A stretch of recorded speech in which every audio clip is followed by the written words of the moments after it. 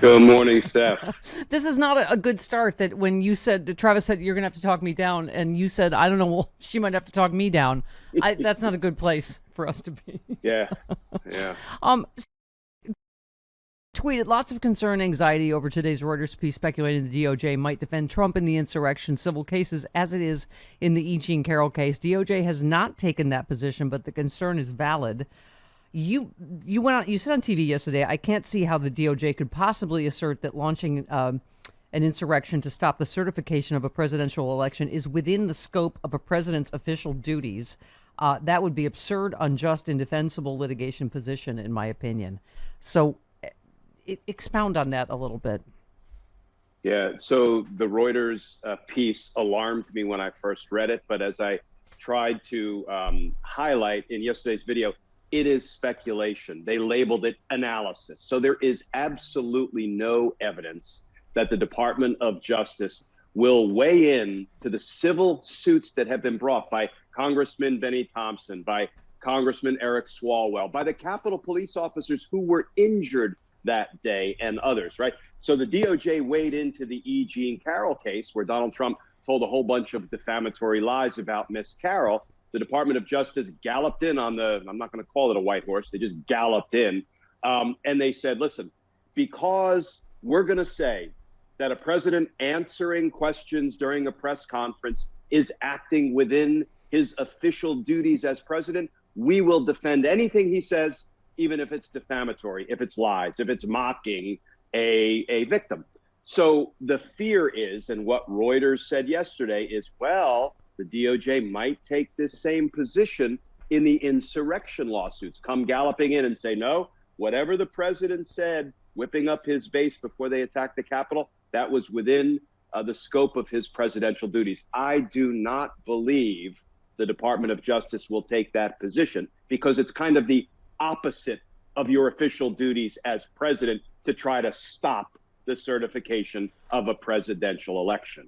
Well, Glenn, in this piece, there was obviously a lot of lawyers, involved in those lawsuits that you spoke about, made some interesting points. A lawyer representing the Capitol police officer, for instance, said Trump's appearance at the January 6th gathering before the insurrection amounted to a campaign rally unrelated to his official duties. He said he's effectively acting as a candidate. He has no official role in the certification of electoral votes. He said, I don't think anyone would think it's within the scope of the president's legitimate duties to encourage people to interfere with the functioning of another branch of government. He was promoting an insurrection and a riot. That makes sense to me legally. What do you think? I like that, but here's why I don't think that works. It's a nice argument that thinks outside the box, but let's face it, Donald Trump wasn't running for office. This was not actually a campaign rally. This was a pep rally to whip up his base to have them attack the Capitol. So I think there are stronger arguments why this does not fall within the scope of his presidential duties, stronger than this was really more of a campaign rally, because it wasn't. Yeah. I mean, there are definitely some depressing parts of this, right? One constitutional scholar characterized the department's position in the E. Jean Carroll case as a blunder that will be difficult to undo. It would be very difficult for the Justice Department to change course now, said Lawrence Tribe, our friend and yours. The Titanic is aimed at the iceberg. He said, when a president says or does something illegal, it does not warrant a taxpayer-financed defense by government lawyers, was his argument against it. He said it would be outrageous for the department to defend Trump against the lawsuits related to the Capitol riots on the basis that fomenting a violent insurrection as charged in these suits fell within the president's job description. But is Lawrence right that,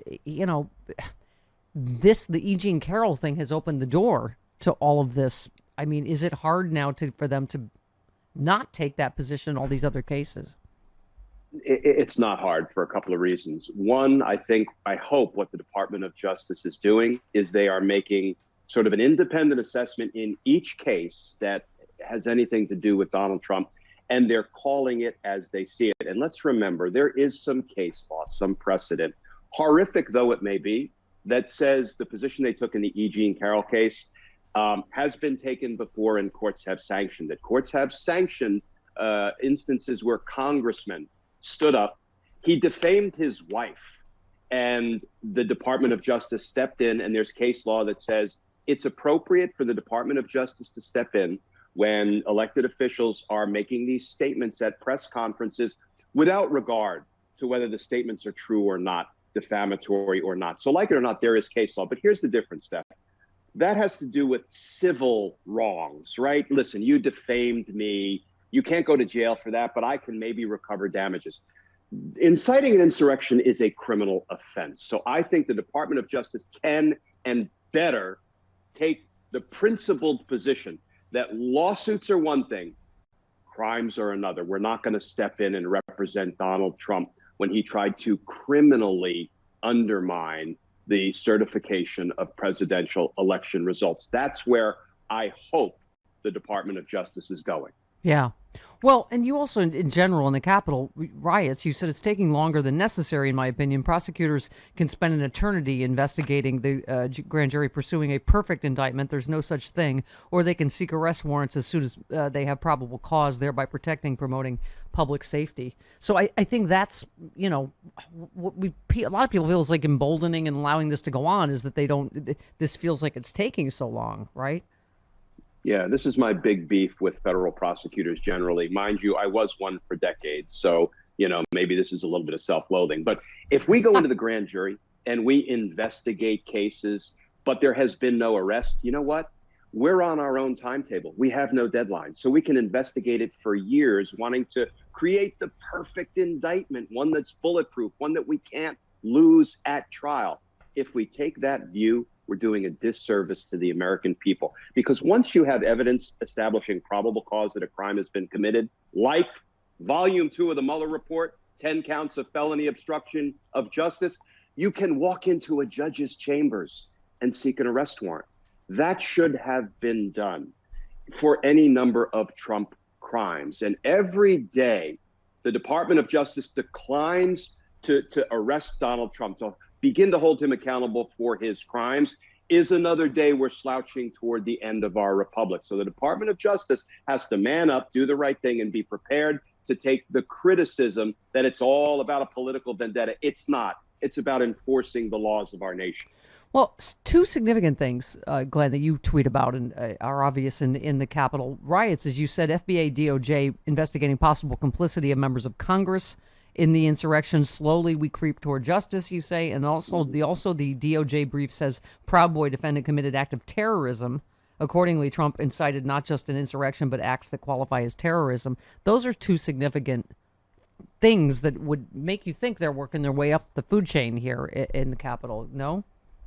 Absolutely. Those are two big stories. But the one that is really big to my way of thinking is that we learned for the first time that when the FBI is arresting and interrogating the insurrectionists, they are asking a line of questions about, do you know members of Congress? Have you communicated with members of Congress? Do you know staff members who work for Congress? Do you know members of the Capitol Police Force? Steph, let me tell you, the FBI doesn't just willy-nilly ask questions during an interrogation unless they have, one, a basis for it, and two, when it comes to members of Congress, that line of interrogation has been vetted up to the highest chains of the FBI and the DOJ. That tells me, perhaps for the first time, concretely, that they are investigating members of Congress for their complicity. Because when they're asking insurrectionists, hey, did you call any members of Congress before January 6th? The FBI already knows the answer to those questions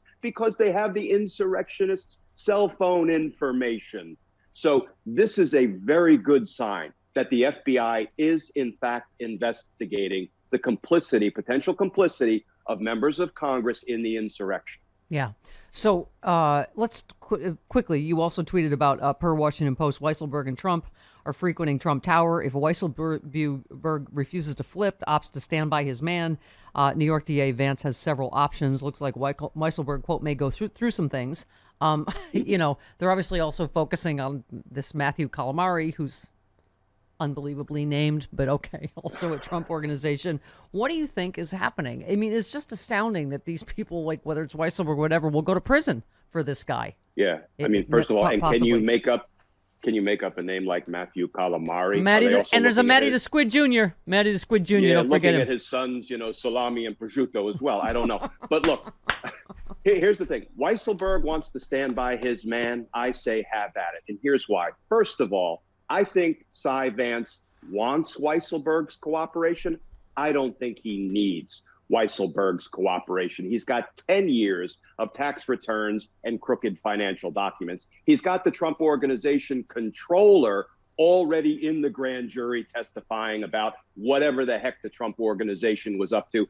I do not believe they need Weisselberg to make a criminal case against Donald Trump. So here's what we do. Here's what prosecutors do. I've done this a bunch of times.